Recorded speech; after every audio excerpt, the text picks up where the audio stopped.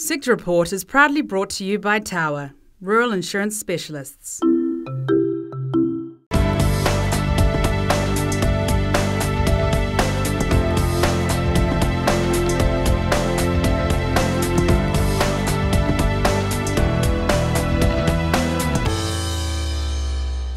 Welcome to Tower Sector Report. I'm David Beatson, and this week we're focused on recovery and restructuring.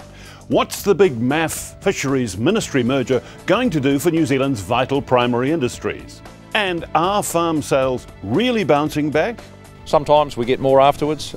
Sometimes vendors say, darn it, we should have taken the money. So we had a crystal ball, it'll be easy. The Real Estate Institute has high expectations for the rural land market as we move into the traditional season for farm sales. More than 100 properties changed hands in September compared to just 37 in the same month last year. But the median price in the 3 months ended September was only a shade firmer than it was last year at $17,694 a hectare. Drew Chappell, our Rural Affairs correspondent, investigates if there's cause for some cautious optimism, as the Real Estate Institute puts it.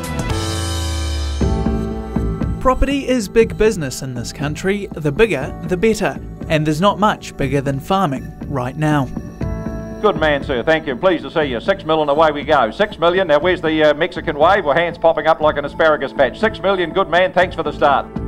Record high commodity prices worldwide mean land and capital values of farms are on the up, and that can only be good. Or so you'd think. Latest figures from the Real Estate Institute suggest farm sales may be trending downwards. Even dairy, experiencing somewhat of a boom time, recorded only modest land turnover last month. We're getting figures from around the countryside at the moment which reflect that it's quite early for dairy farm sales. There were only 4 dairy farm sales last month throughout New Zealand, and they were scattered, so hence the focus on these early sales right now. It's going to really set the trend for the season. Overall, farm sales and per hectare price are comfortably up on last year, which of course is encouraging. More than 1,100 farms have changed hands so far in 2011. The famous spring season is almost over, and Brian Peacock says the market is showing signs of readjusting. There's quite a selection of properties around the Waikato that are actually on the market, but there aren't so many of this quality. So this property here coming for sale is going to probably set a benchmark for farm values for the Waikato for the season.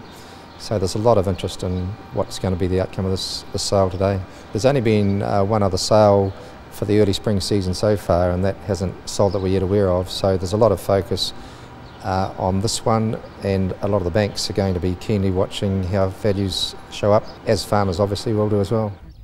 This 150 hectare property just outside of Te Awamutu in Ohopo runs a 500-strong milking herd and has a capital value of $10.3 million. What it goes for at auction, however, is anyone's guess and could serve as a market indicator early in the new season. The property consists of 83 separate paddocks and 3 residential dwellings, referred to by those in the real estate biz as a superannuation fund.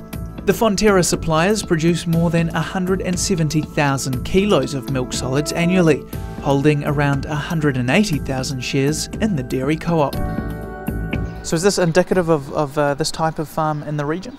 There's interest from those who want to buy, but every time a property comes available within a certain district, that pegs the value for the district. So there's a lot of localised interest as well, people wanting to see how the value will be set today, if at all. It may not sell today, but certainly there's enough interest to suggest that it should. But there is, at the moment, a little bit of caution out there and a little bit of uncertainty, so people probably need to see 1 or 2 sales happen before they get a feel for where the market's sitting. Brian Peacock says right now should be a good time to put your property on the market, with mild autumn and winter weather leaving pastures in great looking condition. However, there are other factors at play. Looking into the early part of the spring, it was really looking well. There's a little bit of uncertainty that's developed because of the overseas situation. There's still volatility in the world financial markets. That showed up when Fonterra dropped 45 cents out of the payout just recently, and that in turn has caused just a little bit of hesitancy, hence the focus again and to see what's happening today. And so the stage is set for the auction, and it proves to be a crowd puller. More than 150 showing up for one of the biggest sales of the year. One of the finest you could ever hope to have available for your bidding and competition. It is seriously for sale. Credit to our vendors what they've presented, a wonderful package. So as I say, if you're seeking the finest and you're looking for the very best, perhaps your search could end today and your buying could begin. So welcome one and All welcome present all. are hoping for a quick start out of the blocks, but it proves to be anything but. Come on, buyers, where would you like to start? I'm not very quick at counting, so please just one at a time. Sorry? I'll pay 6 to start it. Good man, sir. Thank you. Pleased to see you. 6 million, away we go. At 6 million here now, 6 million buyers. Take a 500 rise from there. Let's go. 6 million. This is economic fantasy level. Surely there's a good number of you that dearly love to own it for 6.5, so try your luck. 6 million is... After a few minutes of modest rises, the price stalls at $7.5 million, a figure unlikely to tempt the vendors. 7,580. 7,580 should have been a dentist, like drawing teeth here at 7,580. But we're extracting them slowly at 7,580. In the end, both prospective buyers and the vendors are both disappointed, at least for now. 7,700,000. Any increase? 7,700. Right, we'll officially pass the property at that level. Thank you for those bidding parties, ladies and gentlemen. But offers north of 7,700 is what is required if there is going to be a transaction to occur.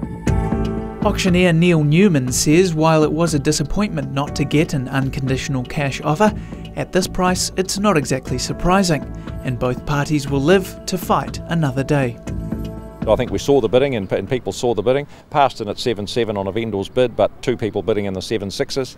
So now 7,700, that'll be the starting point for post-auction negotiations, and hopefully we can get something on paper pretty smartly over 7,700.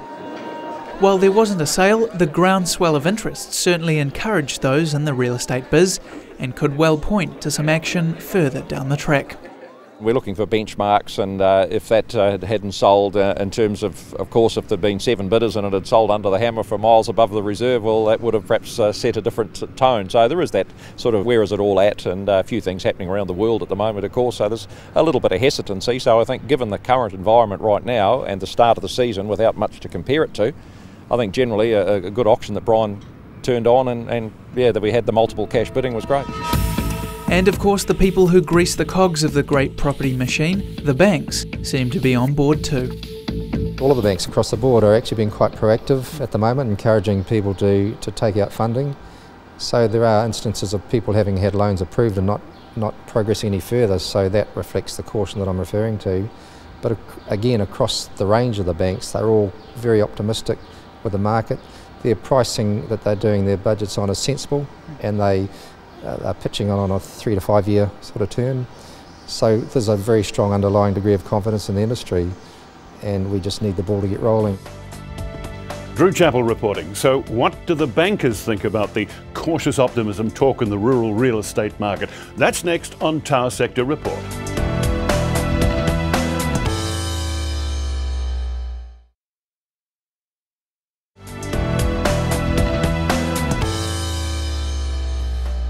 Welcome back to Tower Sector Report. Well, when the real estate folk are talking cautious optimism, our Reserve Bank has only been talking about caution given the volatile state of international financial markets.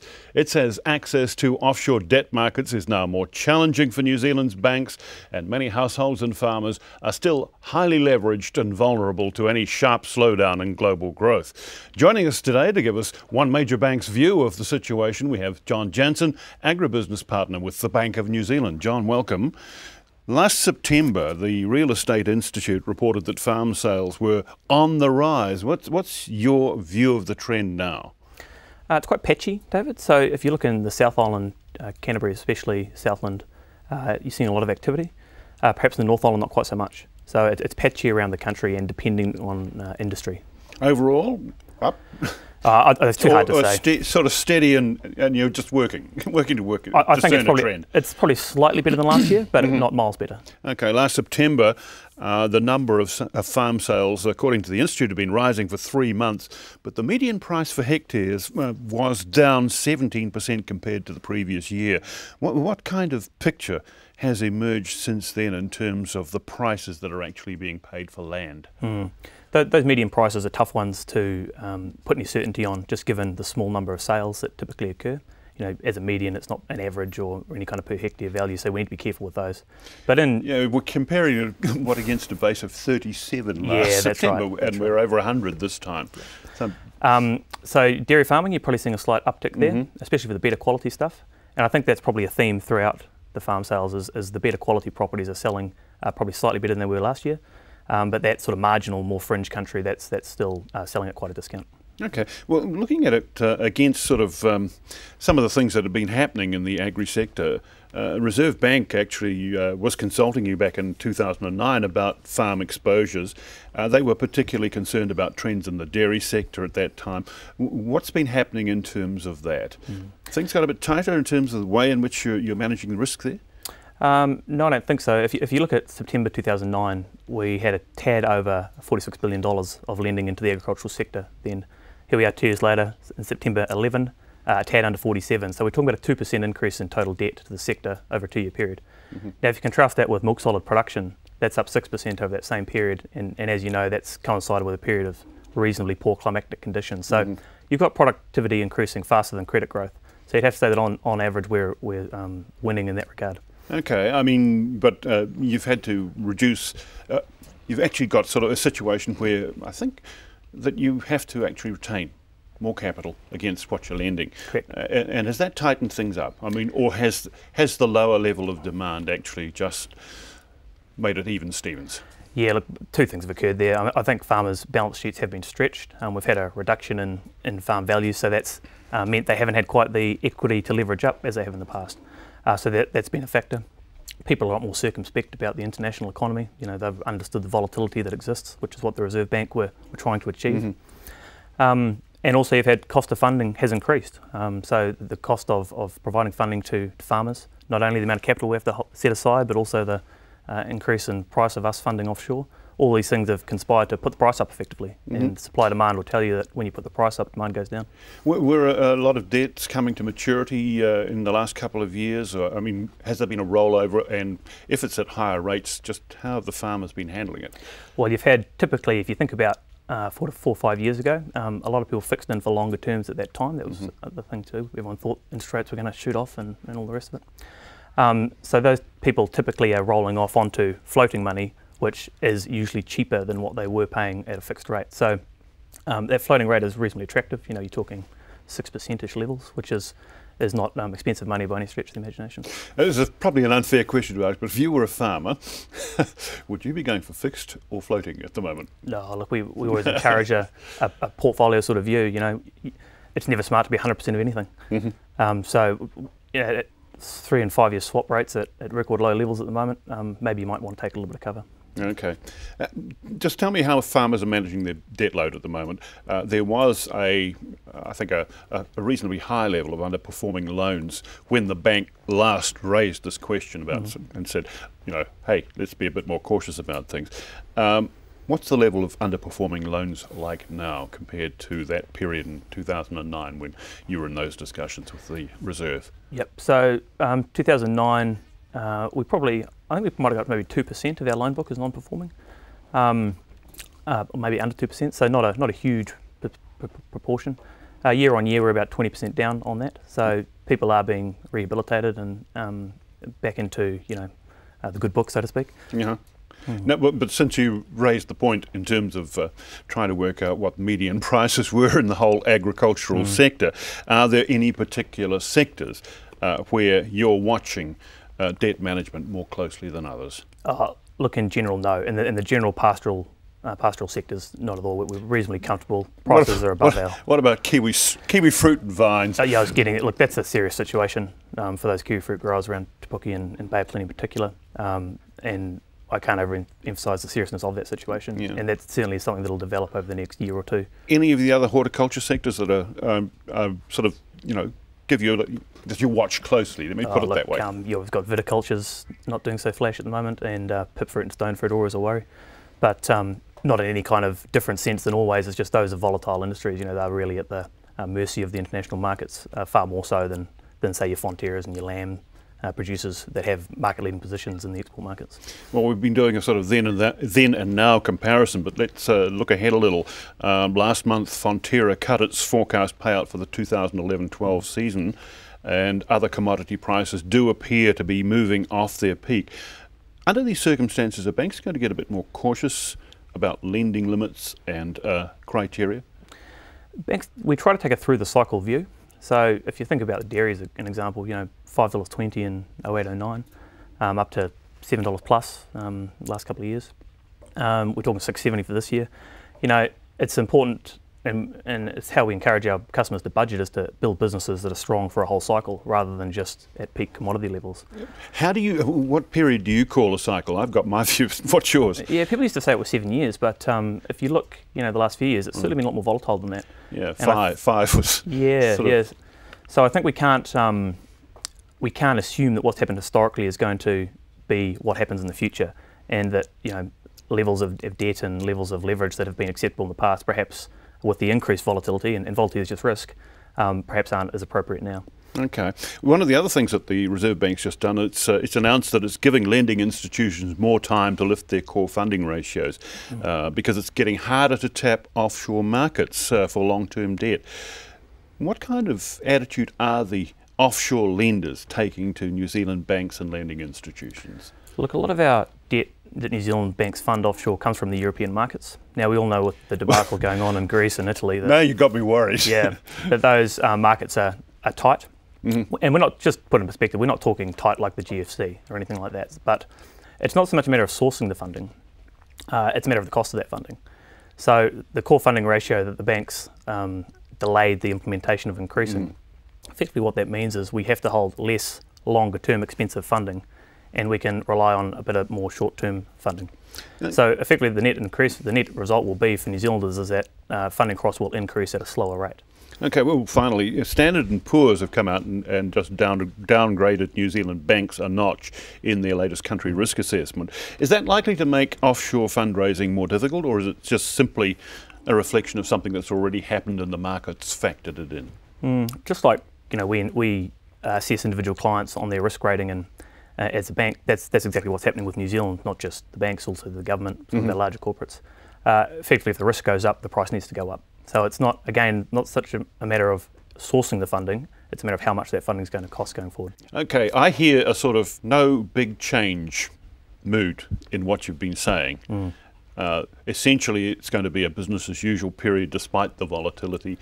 You're looking at it in a whole of cycle view. Yeah, I think that's a fair reflection of the situation, David. We're still very keen to grow our business at BNZ, so we're looking to make new loans and acquire new customers as far as our business goes. So.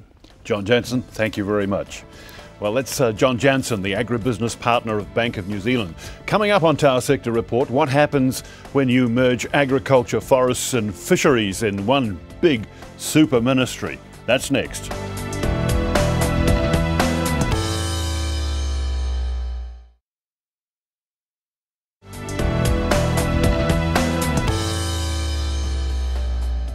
Welcome back to Tower Sector Report. Well, there's been a major merger of ministries serving the primary production sector. The Ministry of Fisheries and the Ministry of Agriculture and Forests were merged in March, with the total restructuring plan fully implemented last month.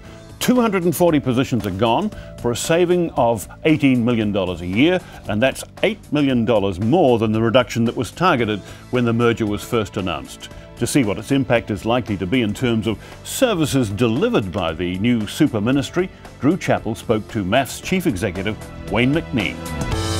Right, first of all, Wayne, thank you for joining us. Now, of course, MAF has been undergoing somewhat of a change recently. You've described yourselves as the gateway to government for the primary sector. So first of all, could you just recap maybe a couple of those big changes that have been underway? Well, MAF's developed a new organisational strategy which was approved by Cabinet in August of this year. That's focusing as a department on supporting the primary sectors by enabling and partnering with the sector, having a much better understanding of the businesses that we're working with, and really supporting them to grow their businesses, grow the export business and support the growth in the economy. So every time we think about the investments we are making as a ministry, the decisions we're making as a regulator, we're thinking about how can we help our industries to grow in a sustainable way. Right, and that transition, of course, is underway at the moment. So the new strategy was approved in August and we're now in the implementation phase. We're also in the middle of a merger of bringing food safety and fisheries together with MAF. And we're going through that change process at the moment. So the deputies who report to me are all in place, and next week we're announcing the next level below that. And by Christmas, most of the change process will be through and we'll have the new organisation ready to run in the new year. What has the cost so far been of the transition? Well, overall there'll be a significant saving. So we originally estimated that there would be $10 million per annum saving from merging fisheries and MAF. It's looking like that will now be closer to $20 million per annum saving. So while there will be a cost within this year, we'll fund that from within our baseline, so we won't need any additional funding for the change process. And from next year's budget onwards, we will be saving close to $20 million a year. One of the benefits of bringing the departments together is that we only need one corporate back office. So we only need one set of people doing planning and strategy and IT and comms and all of those things. So it does reduce the operating cost of the ministry. We are a big ministry. We've got 2,500 staff. So this helps us to shift the focus of our spending into the front line and into the really important policy areas. So is that where those that almost $10 million extra savings have come from? The savings have predominantly come out of the corporate part of the business.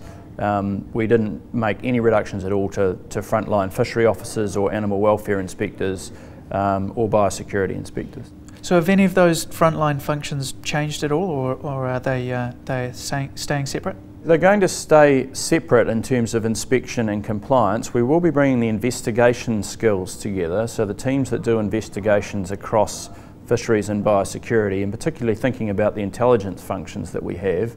Actually, fisheries had a really advanced intelligence function, forensic accounting and the like, looking at making sure we could identify anybody who was offending in the fisheries sector, and we're going to bring those skills into the biosecurity sector so we can better target offending. So I think that'll be one of the benefits of bringing the two together. But in terms of the actual inspection services, they will remain separate. There may be a situation though, for example, if you look at the RENA grounding recently, we were able to apply all of our resources locally there. So we had the food safety people working locally, the biosecurity making sure that anything on the containers what didn't present a biosecurity risk, thinking about biofouling for other vessels that were coming in. But also we had our fishery officers there actually providing a resource on the ground. And so all of that came together. We were able to put together a really strong team locally by using all of the different parts of the business. Yeah, with the RENA, was that sort of in some ways the first real hit out of the new MAF? We have a very good response capability because we are thinking all the time about what would happen if there's a major biosecurity incursion. And in fact we're doing a series of practice runs through this year and into next year, looking at what would happen if we had a major biosecurity incursion and making sure we have all of the systems ready to run. Now if we were, God forbid, to have something like a foot and mouth outbreak, then you measure by hours how quickly you have to do things. You have to have all of the systems in place and ready to run, because every hour that passes allows the spread of disease. So we are making sure we have all of that ready to operate. But in fact it is strengthening our portfolio, having people out on the ground all across New Zealand, so that we have people who can immediately be there to help with movement controls and the like should we ever actually have that type of event. So we're making sure that we're really well prepared. The RENA, we wouldn't have wished that, but it did show us how we could bring all of our different parts of our new ministry together and operate as one. Now, of course, in New Zealand, we've seen some new rules come in around aquaculture. That will, of course, change the way MAF does things in that respect. I've been working in this sector for 4 years now, and through that time we've done some major reform to the legislation. And that reform is going to enable the aquaculture industry to grow. It will help give them more access to aquaculture space and to better space. And effectively there'd been 10 years with no growth in the sector. Now my message to them is we will continue to support you. We'll help you with support with the aquaculture business unit. We're looking at, we already provide quite a lot of R&D funding and we're going to continue to do that. We've got some funding for planning, we'll continue to provide that. But now is the time for the industry to really invest and grow the business. If they want to be $1 billion industry by 2025, they need to get together, get the capital and invest, because although we are the gateway for the industry to government, we don't grow anything, we don't make anything, we don't sell anything. We can help the industry to do that, but they are the ones who actually have to make it happen.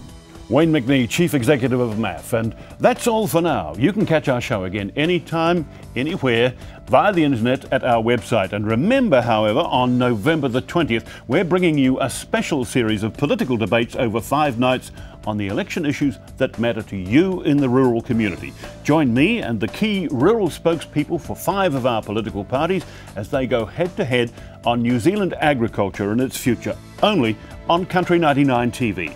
Meantime, thanks for your company. I'm David Beatson for Tower Sector Report. Till next time, goodbye.